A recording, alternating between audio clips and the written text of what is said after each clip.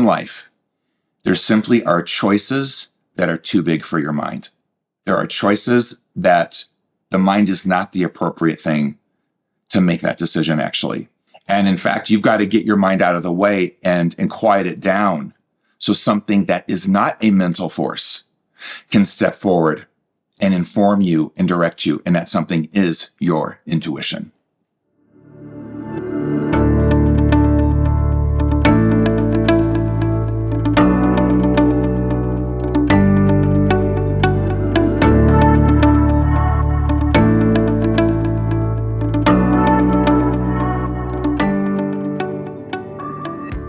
Well, hello there. Let me ask you a question. When facing a life crossroads choice or a major, big-time life decision, have you ever found yourself confused, spun up in your head, overanalyzing, overthinking, over-researching, over everything? For example, maybe it's a choice like, hey, is this person a good person for me to date? Is this person the right person for me to marry? Maybe I need to think about whether I should get a divorce with this person. Is this person someone I can trust as a business partner, as a friend? Fill in every blank there, right? Is this a good financial investment for me or my company or my business or my family? Is this a job I should take? Or maybe I need to keep moving on, looking elsewhere. These kinds of choices. Should I quit my job? Should I go back to school? What about, hey, should I hire this person or fire this person? If you're an entrepreneur, you know what I'm talking about. Or, times are tough, man. I've hit the skids financially. Should I file for bankruptcy? Should I have kids? Is this the right time? Timing questions. All these sorts of things are massive life crossroads questions. Meaning, hey, what you choose is going to determine a certain flow chart afterward of your life. That's what defines a life crossroads choice. It eliminates other choices. Once you've made a certain choice, other choices fall away. And now you are moving in a flow chart, a consequential flow chart out of that decision. So when you've come into those choices, and there's so many, I'm sure, just conjure one up for yourself. Maybe you're in one right now. How do you manage that decision? What part of you do you consult to make that decision? Fill that out for a minute. Historically, what have you done? Where have you gone with decisions like this? What part of you made the decision? Now, I have seen time and time again, and this might be you, that most folks, when they come into a big decision like this, they go straight up into their mind to try to make the decision. But here's the thing. Life crossroads decisions are way too big for your mind. Your mind is not the right instrument, not the right compass for choices like this. In fact, you need to get your mind to chill out and get out of the way so something that is actually not a mental force can step forward and then help you decide through a knowing. And that something is your intuition. To help you decide through a knowing versus a thinking. You know what I'm saying? So, having said that, that's going to leave us with a lot of questions, right? Well, before we get into some of those questions, I just want to say, hey, it's your guide and intuitive teacher, Robert Ohado, back with actually what is going to be a 4-part video series. This is video number 1. Now it's called Intuition versus the Mind's Useless Guidance. So sit back, get yourself ready. I've got a lot of things to share here. And I'm super excited about this because I really feel that so many people struggle, if not suffer, with trying to get the mind to do something it's ill-equipped to do, which is make major decisions like life crossroads decisions. Your mind will never be adequate in that regard, really. So if I can impart through this video to you some guidance and wisdom and some arrows forward, yay. I'm going to do that and then some. But during this video, what I'm going to do is I'm going to answer some of my top frequently asked questions that I've gotten over the years as a professional intuitive. So if you don't know what I do, I've worked as a professional intuitive, worked with Oprah's people. I've worked with Fortune 500 companies. I've worked with all sorts of people throughout my whole, and people just trying to figure themselves out, life out, all of it. I've done it. And I retired a few years ago from doing personal work, but I love teaching all of you now how to do this for yourself. And that's in part what this video series is about. But actually, more specifically, this 4-part video series is about something that I discovered in my work during 20 years of doing full-time intuitive readings. And that is something that I call vertical intuition, and how that is the top tier level of intuition. So you might just be thinking, oh, there's just intuition, right? No, there's actually 8 types of intuition. But I'm getting ahead of myself. Sticking to this video and what I want to cover, let me just talk a little bit more about the kinds of things that I have been asked frequently over the years that I want to really go into with you throughout this video. Things like, hey, Robert, is this my fear speaking to me or my inner voice? Or both. I'm kind of throwing that in there, highlighting something. But questions like, hey, am I listening to my wishful thinking, or is this clear intuition? How am I going to tell the difference between both? Am I projecting something versus intuitively, truly perceiving it clearly? Ooh, that's a great question. And how do you figure out the difference? How do you know? How do you learn the difference? How do you learn to understand the difference between intuition and instinct? Or are they the same thing? So these are just a little sampler of some of the frequently asked questions I have received over the years, and there's going to be even more. In fact, I'm going to take on something that I would say poses these days as conventional wisdom when it comes to intuition, but I got something to say about it that's a little bit contrarian, such as this thing here. Hey, all you got to do, man, just trust your gut. You ever heard that? Well, is that really all you got to do? I mean, can you always just trust your gut? Well, obviously, I'm going to tell you, no, you can't. And there's a reason for that. Now, there's times you can trust your gut 100%, but there's times you cannot trust your gut. So I'm going to cover that in this video as well. Super excited for you to get that insight. It's a pretty big one. Now, additionally, I'm going to offer you an insight that I'm going to guess you probably never heard before about intuition, but it is fundamental to clear intuition. I'm not going to tell you what it is. It's going to be in the video, but I want you to tune in because this thing will change your whole entire life. I really mean it, especially when it comes to how you relate to your inner voice, how you relate to your inner guidance.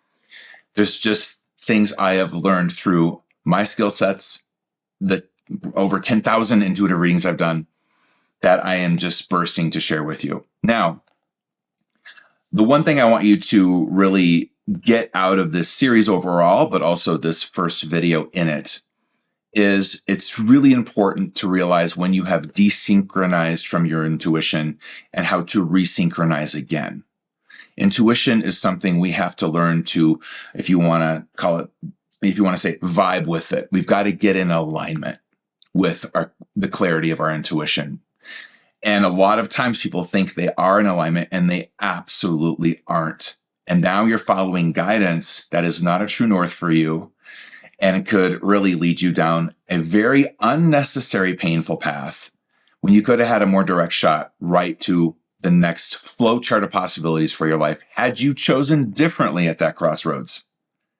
So intuition and the power of choice go hand in hand. But I'm gonna say intuition is one of the greater powers, maybe just a notch above choice. I'm just saying. So I invite you, that said, to bring your messy mind. We all got monkey mind, messy minds. And I also want you to bring your desire for intuitive clarity to this video. And we're going to kick it off. Now, this video is an excerpt from something I'm currently teaching in a masterclass training called Vertical Intuition.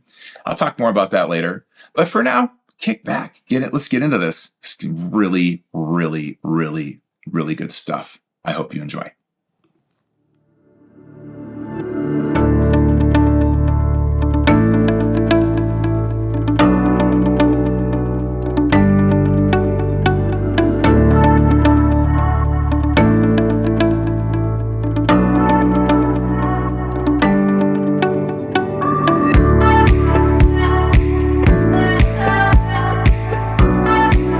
So let's go through some examples. What I want to do is I want to anchor you in the common questions that were brought to me as an intuitive. And I'll get more clear on what exactly I did as an intuitive and what it is I can read and where my specialty lies later. But I want you to land in yourself here, because really this course isn't about me. It is about you. This is about you learning to hear your inner voice, which we often, call intuition. We call it intuition, our inner voice. I will have different language as we proceed through these lessons ahead that will kind of replace inner voice with something else a little bit, but I'm good with that. The inner voice. I'm absolutely good with that. Let's go into some questions that I've frequently heard, frequently asked questions to Robert Ohado. So how I worked as an intuitive to kind of set this up was to set up an appointment with me. I would ask you, hey, ask me 3 questions you want guidance on. Your questions are the door for me to walk into your psychic field, into your psyche, into your psychology, into your patterns. Now I'm starting to kind of share with you what I see as an intuitive. Your questions walk me into that and your life's purpose, your life's plan, your soul agreements. This is my specialty. This is my lane. Since I started working with people, which I did for 15 years full time, I did eventually retire. And that's been about 7 years. And I retired because I began to pick up on such sophisticated information in people that for me to take one of your questions and answer it, that was about 2 hours, because I could see so many karmic factors as part of the answer. And that's when I realized I need to start teaching people to do this for themselves. So here are some of the questions that have come to my doorstep, still do, and that I want you to bring to this course. That's why you're here. Should I date this person? Should I marry this person? I mean, relationships were always part of questions people asked me when it came to intuitive readings and what I do as an intuitive. Is this person someone I can trust, Robert? Oh, I would always hear that. Is this a good financial investment? So when I worked with Fortune 500 companies, I really did a lot of mapping of cycles within culture and society regarding product development, timing. I did this for Harpo Studios with the producers. We would come up with show ideas. They would bring show ideas to me and ask me how I intuitively felt about, is this the right time for this show idea? Will it speak to the audience? What does the psyche of our audience need? When you're looking at questions like, is this a good financial investment? Should I take this job? These are common questions I would get. How about, should I quit my job? Should I relocate? Oh, I have tons of relocation readings, and when and how, and is this the right time? And what do you see initially kind of occurring once I uproot it? What about the energy of where I'm headed? Is it right for me? I'm sure you've asked these questions, right? Should I get a divorce? Oh yeah, I've heard that one. Back to relationships here. Should I adopt this animal?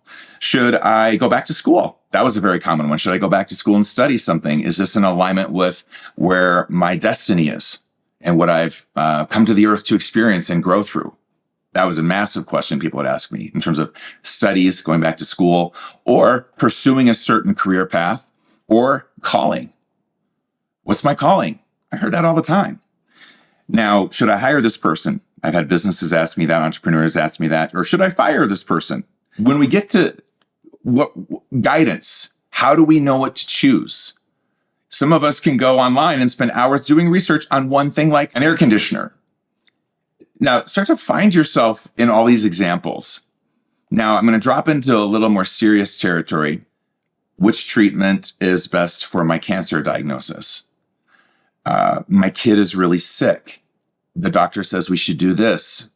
Robert, what do you think? What's your intuitive read on that? Is this the best path forward in terms of what the doctor's offering? Should I file for bankruptcy? Now, when we drop into that arena, this deeper territory of life crossroads questions, it gets heavy, it gets serious. And this is often when we get into our head. We start to go to the mind, which is very much taught by our culture. Figure it out, go to your head, write it all down, and do your research. But here's the thing I want you to understand. And this is going to be a bigger teaching later. In life, and this is my domain, what I'm about ready to say, There simply are choices that are too big for your mind. There are choices that the mind is not the appropriate thing to make that decision, actually. And in fact, you've got to get your mind out of the way and quiet it down so something that is not a mental force can step forward and inform you and direct you, and that something is your intuition. So we're going to spend a little time, certainly in the very first lesson, this is just the introduction to the whole entire course, looking at intuition versus the mind, intuition and the mind. What is the mind's role when it comes to your intuitive system? How has culture and society led us to believe that the mind is somehow the most powerful thing you got in the center of your consciousness? And I'm actually here to tell you, based on the anatomy of the psyche that I have mapped for so long through so many readings, the mind is not the center. It has its role. And when we start to explore what is intuition anyway, what you will come to know is it is actually not a mental force. And if I could get your mind out of the way around how you think about intuition, you would agree. You'd go, wait a minute, yeah. When I just knew something and had to make a choice and it was a knowing, my mind was silent. That knowing reported to my mind, this is what we're going to do. But it wasn't the mind reporting to the knowing. So when you find yourself, this is a way to track, am I in my mind? Because the question I get all the time too is this my mind or my intuition, Robert? Well, look, after all those questions I just asked you, reference those again. And they kind of break down into various categories: relationships, career, calling, business, parenting. You can start to group some life purpose. And what you will start to, I think, observe about yourself is that maybe previously, before this class maybe, the thing that you went to for answers was your mind. Oh, I got to read this next book. It's got the answer. I got to read this next book or get this next advice from somebody or talk to this person and see what they think about what my choice should be. There is an appropriateness and a usefulness to consulting someone like me around a big choice. But I'll tell you what happened in every intuitive reading I ever did. There is something to be said about you already know. And then it becomes a question of why can't you access that knowing? Why are you stuck in your head and you can't get to the knowing? And how I came to understand that people most of the time already really knew at a Crossroads Choice where to go was I would start to do the reading. And in a reading, the way I structured the reading was I would go back on your timeline. We're going to learn how to read your timeline. I'd go back on your timeline and I would see through the questions you just gave me, the origin of the question and all the karmic factors connected to that question. And then I would start to tell you about it. And then we'd end up in present time where I would bring you with me if you weren't there. And then I would start to give you a fuller read and I would hear what I call the soul sigh. I would say something to somebody like, well, so should I divorce this person? And sometimes the answer wasn't a simple yes. It was, there's a lesson here. That's maybe not the question to ask. That's going to guide you now. Should I divorce somebody? Maybe the question to ask is, what is my lesson in this relationship? And then when I would start to talk about the lesson, and I would start nailing with accuracy the struggle, the things that were going on, the stuff that person wasn't saying to anybody, but internally kind of knew. I'd hear this,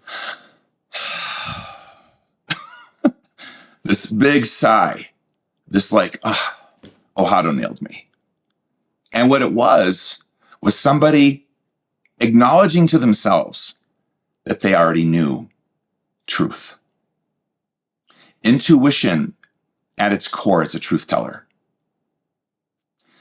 And when you get someone who's skilled as an intuitive and then they don't know you, but in whatever way they do, step into your energy as I would, or your psyche as I would, and they look around and they start to map and they start to report back what they're seeing. And even if they're in the shadow side of you, where I often was, I always say as an intuitive, I was reading the dark side of people, their shadow, the part of themselves that was shoving the truth down. As soon as I brought that truth up, it was like the thing they'd been avoiding, the thing they kind of tried to mentally get away from, I brought front and center. And I, for all intents and purposes, am a complete stranger to you. And I am stepping into you with my unique skill set to report on the truths in you that you actually already know, but for whatever reason, can't see, can't acknowledge, can't accept. And that sigh was a sigh of surrender. When you get into, I'm going to give you a metric here, into spun up mental machinations, and you are all over the place in yourself, and you've got a choice. You've got to, figure out how to next bring healing to a relationship, or you've got a choice to make around your career or your job, or you feel a calling coming. You feel like maybe I'm meant to go build homes next, and yet I'm in this other thing, and but I feel that calling coming, and I don't know what's the timing of that. How am I going to transition?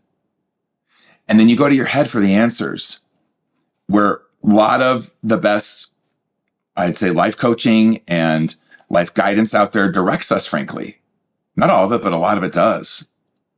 You're not going to get useful information from here.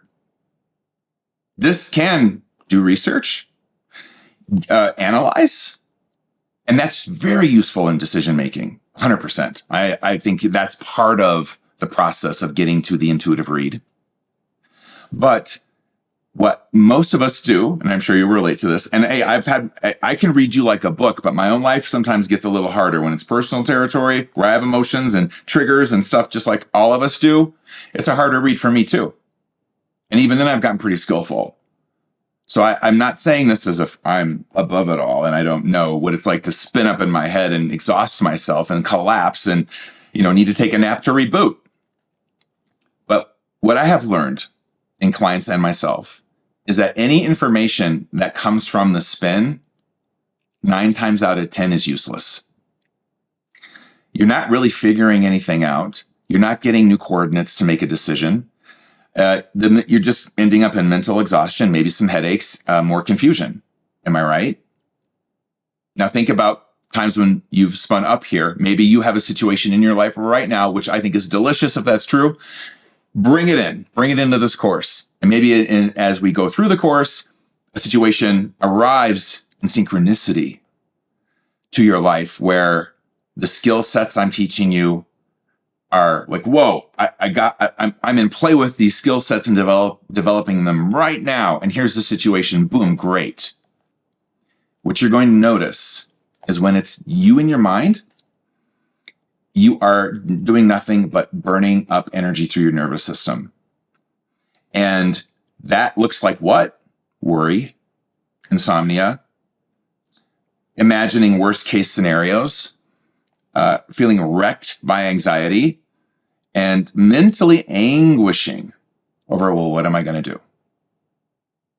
Well, because we are often taught that the mind is the most powerful co-creative force we can have. And let me just throw this out here for a little laugh together. You've got some people saying the mind is so powerful and you got to be very mindful of your thoughts. And then we got the Buddhists coming in are like, thoughts are just clouds passing through the sky. Ignore them. Then you got another group. No, pay attention to your thoughts. Make sure you never think of anything negative or you might attract more negative to you. And then it's like, at the end of the day, it's like, what is it? Is my mind the most powerful thing to hit the planet? Or is it just this monkey swinging around, which the Buddhists call monkey mind? Well, the mind has this role and it has a powerful role, but it doesn't have a lot of power. And when it comes to crossroads choices, whether to zig or zag, leave a relationship, stay, commit to someone, marry, go deeper, move somewhere, big life decisions, adopt a kid, have a kid. That's a choice. Those are choices that are too big for your mind. So stop trying to use something that's not capable of giving you the read of the situation so you can know with all of your soul the choice that is the true choice for you. Let's also just for a minute move out of right or wrong choices. Just this is the true choice for me. It's not right or wrong. It's the true one. It's the one that aligns me to the reason for which I was born. And the most optimal love I can have in my life and the most optimal way I can express my gifts, talents, and service to life and others and feel connected to me, to life, to it all. The mind is not doing much for that. When you look at the list of questions that are going to be in the companion PDF guide for this intro and the exercises I've laid out for you in it, I want you to consider historically, what have I used to make decisions? And notice when you used your fearful, worried, spun up mind, and then what the outcome was. And just start to study yourself, study your own interior this way. When we go into lesson 1, we're going to study perception itself. How does perception actually work? How do we see? What do we see? Why do we see what we see? Why can I see things you can't see? Why can you see things I can't see? Do you see what I see? And what is it that determines what we see and don't see? This is actually a question about intuition, because intuition is in part a perceptual skill. It's the capacity to see with clarity and neutrality something, and that something could be many things. It could be guidance that you need to turn right at this crossroads, or guidance on someone. Hey, that person actually means you harm. Hey, that person would love you to the moon and back, but you've got things in you that can't receive love, that block receiving love. Can you see that? And then you scratch your head. Well, why is it that I always seem to be with someone who abandons me or rejects me or doesn't requite me or doesn't reciprocate me? Well, intuition would answer that like that. Can you see that, though? These are the questions we're going to enter the course through, and even more. Leveling up a little bit, let's come back to the crossroads of choice. And I want you to image that. Every decision we have, for the most part, could be considered as a large or small crossroads, but some kind of crossroads, because if we choose one thing, oftentimes we have eliminated other things. If I turn left, I just eliminated straight forward and right. And I suppose going backward, which sometimes we choose to. But when we come to a crossroads choice point, like the big crossroads questions, what is my life's purpose? For what reason have I been born? How would I even come to know and identify that reason? Which I'll tell you, there are reasons you're born. Am I living out my highest potential in my life right now? What exactly is my highest potential? And, did I take a wrong turn somewhere way back there? In such a way that maybe I missed my chance. Is that true? Can that be possible? Have I missed my chance to live out the fullest expression of my destiny? I'm not answering that yet. Oh no, we got to go through some lessons first. But here's the thing. If you're like most folks, you're burning up massive amounts of energy and time and focus trying to answer these questions with your mind. And I'm just here to tell you, stop. They're too big. And by the way, these questions are not to be answered through the mind of another person either. Just want to make that clear. And that's something I want you to also evaluate as you look back at your history in terms of choice and decision making and crossroads choices in your life. If you did use your mind primarily, or the mind of another, or the opinion of another, or whatever it is, what quality of information did you get, in the decision-making process from that mental spin and grasping and analyzing? Just explore it. What you will be able to do by the end of this course is absolutely discern, I promise, when you're in your mind on a decision when it's not useful. Maybe you need to do some research, get your mind involved, sure, okay. And when you are in your intuition. There's a training I'm going to guide you through around identifying frequencies. Intuition comes in a certain frequency, as does the frenetic energy of the mind spinning around in worry and over-analyzing. And as I say that, I'm sure you can kind of feel it, like, yeah, that frenetic kind of energy of the mind versus that clear intuitive knowing. Some homework here. Reference your past, because I guarantee you, you've had both.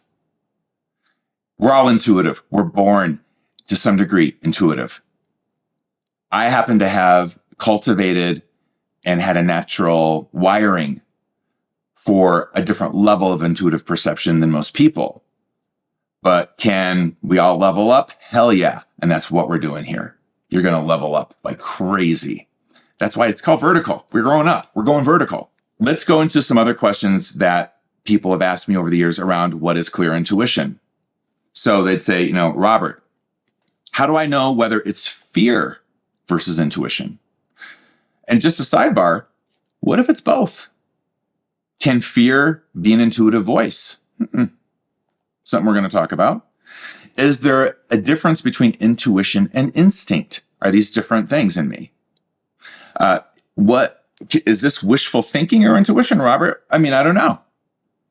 A lot of times in readings, I had people come to me after they followed something like wishful thinking, mistaking it as intuition. And then I call it crash and burn lessons to learn choices. They made a crash and burn lessons to learn choice based on not intuition, but wishful thinking, which is a form of projection. It's not a form of perception. When we're wishful thinking, something in us is projecting a want, a desire, versus perceiving what is. And intuition, one level of it is, I'm just going to see what's here. I've also seen of late people asking me questions on the various platforms that I educate on, such as YouTube.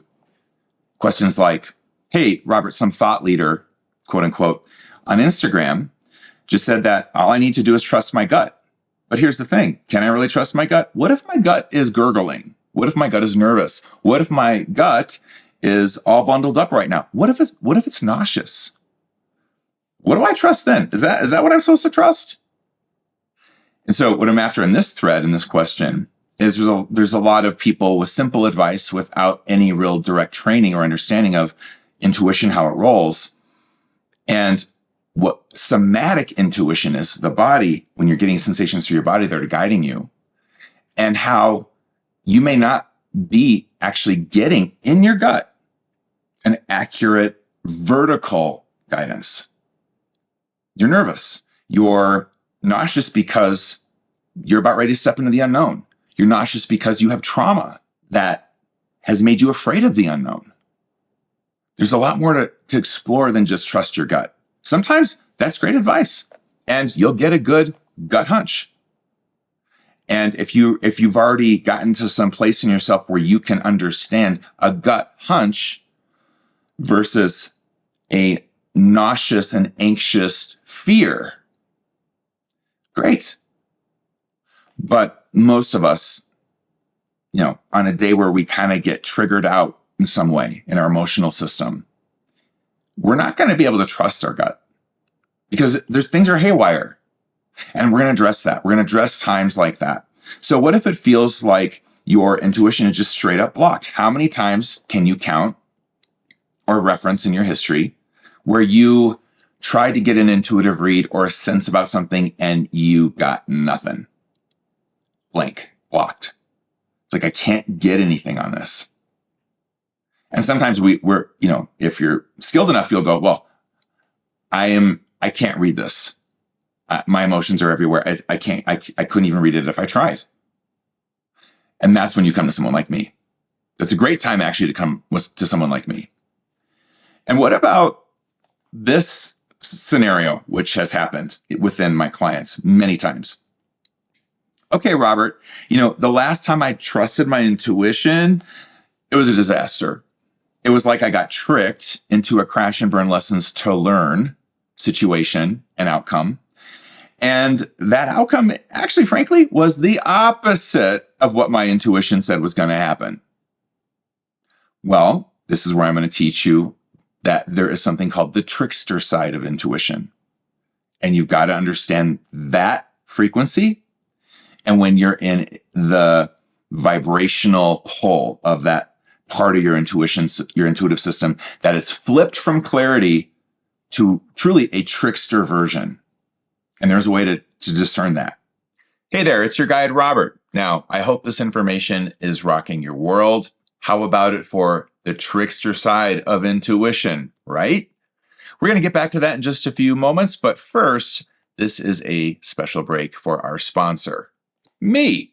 I'm sponsoring this video. So yeah, this video is an excerpt from a Masterclass training that I'm currently teaching.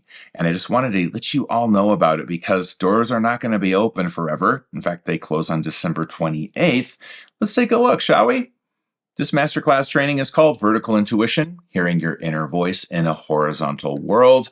You have been watching the introduction, just a sample of the introduction to the whole entire Masterclass. Now, this is broken into 7 parts, and you can look at the lessons here. It's 3 parts with 7 lessons.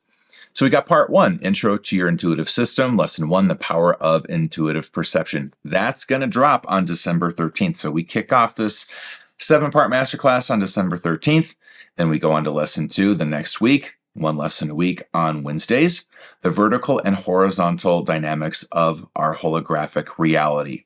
Then we move into part 2 of the masterclass training, how you desynchronize from your intuition, in which we find 2 lessons. Lesson 3, Archetypal Identities, Your Allies and Saboteurs of Intuitive Clarity.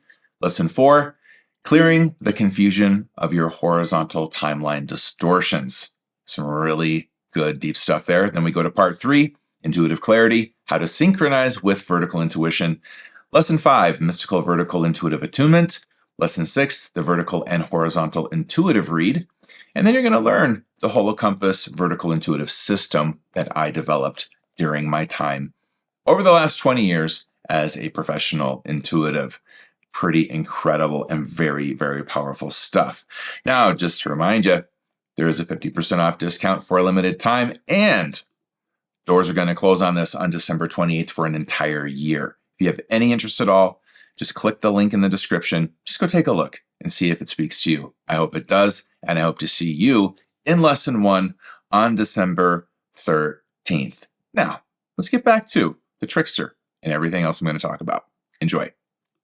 So have you ever had a situation like that where it was like, I thought a case scenario here for a reading I had. This woman had been dating somebody, and she came to me for a reading, and she consulted every oracle, every psychic, every astrologer, her magic 8 ball. I mean, she did it all. Pulled angel cards, tarot cards. She scryed into a crystal. She did it all. And all of them said, this is the one. Go for it. He's the one. And then within 3 weeks, she got ghosted. I remember her saying to me, Robert, I just feel like I can't trust my intuition anymore. And I was like, you can certainly trust your intuition, because your intuition was guiding you exactly as it should into a crash and burn lessons to learn to get to clarity, because there's no other way for you to get there right now. So when we get into a space of resistance with clarity, truth, then our intuitive system will shift to trickster mode, and then we get guidance to make a decision that's going to run us right into a wall. And then we run into the wall and we're like, wait a minute, that's not what my guidance said would happen. But if you understand the trickster, it has to trick you into the truth, because there's no other way. You are, for whatever reason, there's many reasons, and we'll explore them. For whatever reason, you cannot hear the answer directly. This is the phenomena I want you to understand. And we have to talk about it in context to clear intuition, but also where does vertical intuition come in? How can vertical intuition in any circumstance, which I've not defined yet, I haven't told you what vertical intuition exactly is, but how can something like that become your true north? And no matter how spun you are or how tricked you are, it can you right back to your true north. Your compass gets reset. And that's why I want to teach you this. I want to teach you vertical intuition, because when all else fails, and it will fail from time to time, you're going to need this. You're going to need to go, I got to get vertical again. I'm either too horizontal, I'm too confused, there's something going on in my psychological system that is not allowing clarity to come through. It's usually an answer I don't want to hear. And that can be both, hey, that person is going to be freaking amazing for you. And then your vulnerability goes, oh, what? Oh my God. I don't know if I'm ready. That's a lot of vulnerability. It's got to go into play to have that intimacy and go through levels of commitment with them. And oh, it scares the shit out of me. It could go that way. Or it could go, hey, that person is not right for you. What are you doing? Did you see the 3 red flags? And sometimes it's that person's right for you, but you know what? It's going to be a journey. It's not going to be sparks and, Hollywood style romance and fireworks going off. There are lessons here. There's soul agreements here. There's a mountain to climb together. And when you both hit that summit, you really will call each other soulmates, because that's the grit that was required in this soul agreement for you both to go through to find that truest sense of connection that you really, really, beyond all your fears and vulnerabilities and patterns and defenses, want. So intuition will guide in any way that's true for you. And let me tell you something about intuition, and hear this and repeat and repeat again, right on your mirror. Intuition does not operate in formula. It operates in whatever circumstantial truths are present when you're seeking information, direction, and guidance. That is not formulaic. So you could get guided into a harder journey in a relationship, but you will earn an intimacy through that just cannot happen in any other way for you. But for someone else, that's not their journey. It's love at first sight, and it's really genuine and true. So intuition is always moving through truth. And we'll have to cover truth, because there's different types of truth. There's personal. This is what's true for me. And it is true for me. There's relative. Relative to me, this is true. Then there's universal. This is what's true for everyone, including me. And then there's something I call soul contract or soul agreement truth. This is true per my destiny. But it doesn't mean it's true for everybody. When you want clarity in situations with intuition, just as first introduction here on some of the aspects of how intuition as a force works, it's not formulaic. There is not a form. Now, when I do readings, I use structure, but I do not use formula. I go into readings blank. And what I'm going to have to teach you is how to go blank with yourself, or blank on a situation in your life, and let guidance come through that. If you put formula forward, you've just limited information. You've limited guidance. You have limited your clarity. But if you put, hey, I'm just going to have structure. One of the structures you're going to learn is how to read your timeline. We all have a timeline. It's an energetic phenomena in our psyche, and we have history, right? We have the present and we have the future, and we all have this timeline, and we may be in what are called time warps. There's reasons why we get into those, which you're going to learn. But all of these pieces start to become part of understanding your intuitive system. It's a system.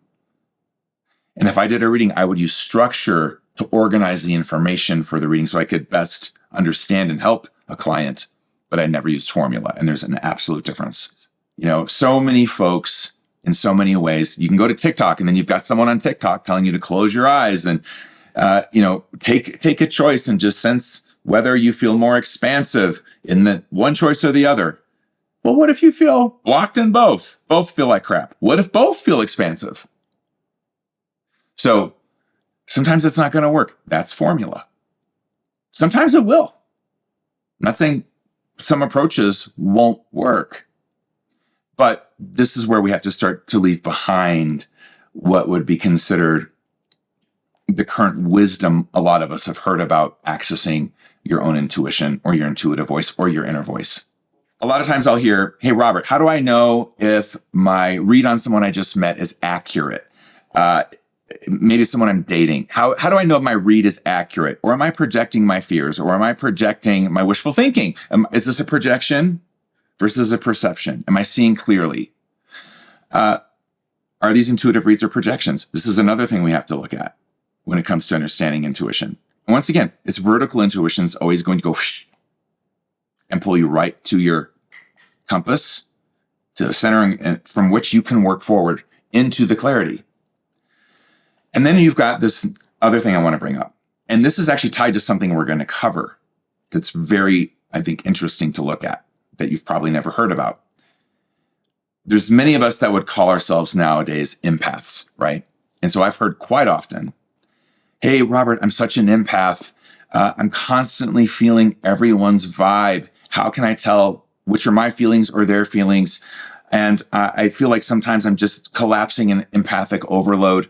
And how can I, in that state, possibly hear my inner voice, let alone trust it? That's a great question.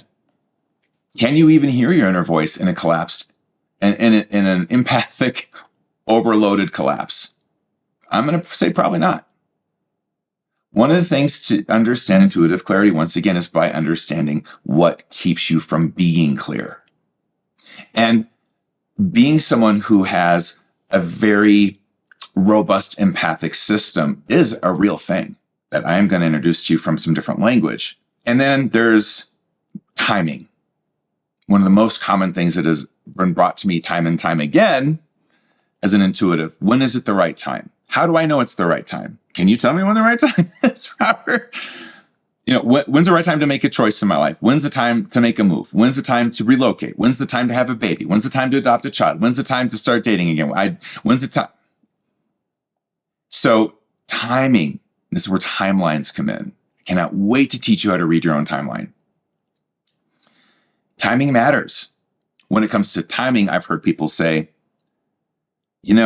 I tend to listen to my intuition, or so I think, and then I make a move and it ends up being too soon or too late.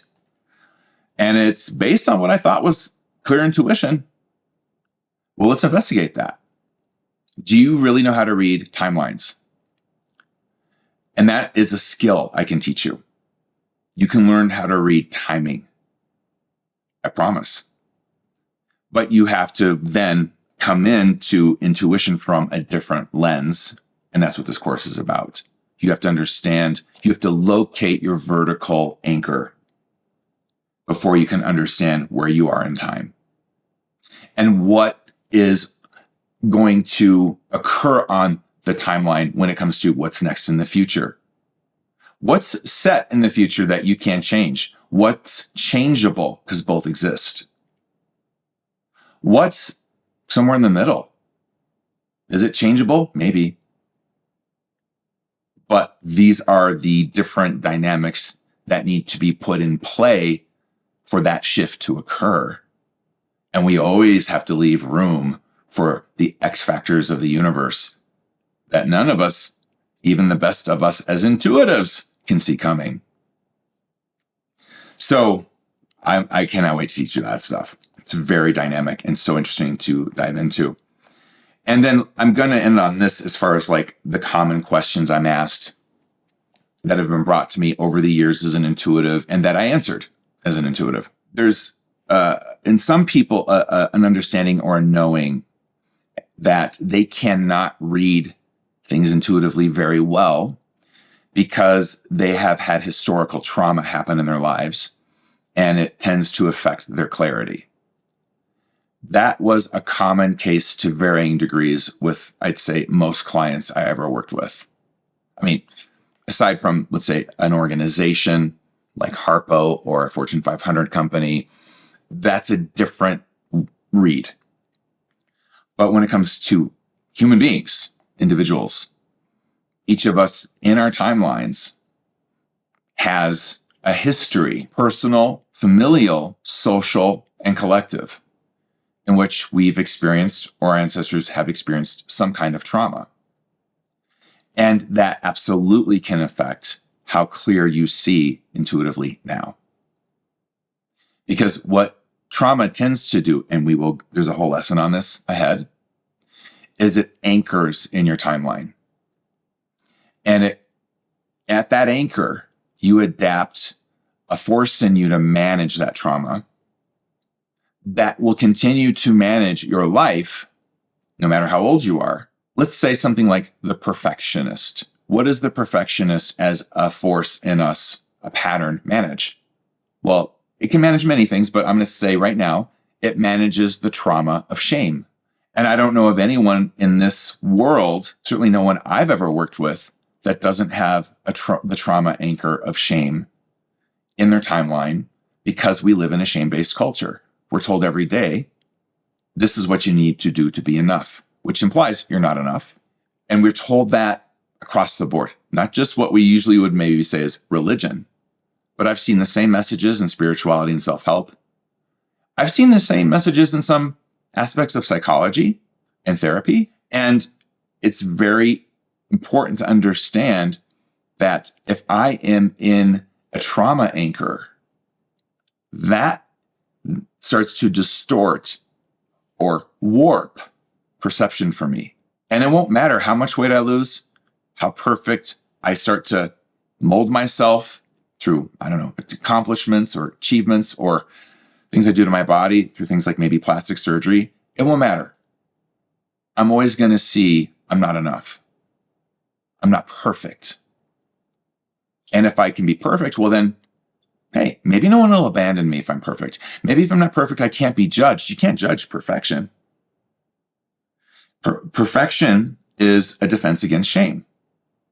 But then the question becomes, if I want an intuitive read on a choice, but the eyes I see through is the perfectionist in me, as I look at the crossroads of choice in front of me, am I going to see the optimal choice at that crossroads clearly? No, you won't. And you can slot in anything that maybe from your history you adapted as a way to best survive. And usually this happens in childhood, survive childhood in a way where, hey, I had no other option. My subconscious recruited this pattern to help me survive the situations back when I was being traumatized. And that pattern has not gone offline. It still sees for me, thinks for me, chooses for me. And if intuition comes for me, certainly vertical intuition, that pattern is going to stop a certain flow of information. Certainly any information that would guide me to let that pattern go. And you're not seeing clearly. And this is what I call it, I'm going to define it later, a prism distortion. And we all have versions of these, and there's a way to clear them that you're going to learn. Well, hey there, it's your guide, Robert Ohado. I hope you enjoyed this very first part of 4 in this series on vertical intuition. So I just want to let you know what's coming up next. Pretty good stuff. This is going to be part 2. Psychic versus intuitive abilities. How your psychic sensitivity can actually block intuition. I can't wait to meet you here. I'm going to be talking about the difference between being psychic and being intuitive, because they are actually different things, and how your psychic senses and psychic sensitivity can actually distort and block clear intuitive reads. Groundbreaking. I think you're going to love it. So stay tuned on all of my social media accounts as to when that drops. It's going to be just a few days from now. And I cannot wait to meet you there as we continue this journey into vertical intuition. And before I go, don't forget to check out the 7-part masterclass training that I'm offering right now starting on December 13th. That's only open until December 28th. Use the link in the video description to go take a look, and I will see you in the very next part of this video series. Namaste.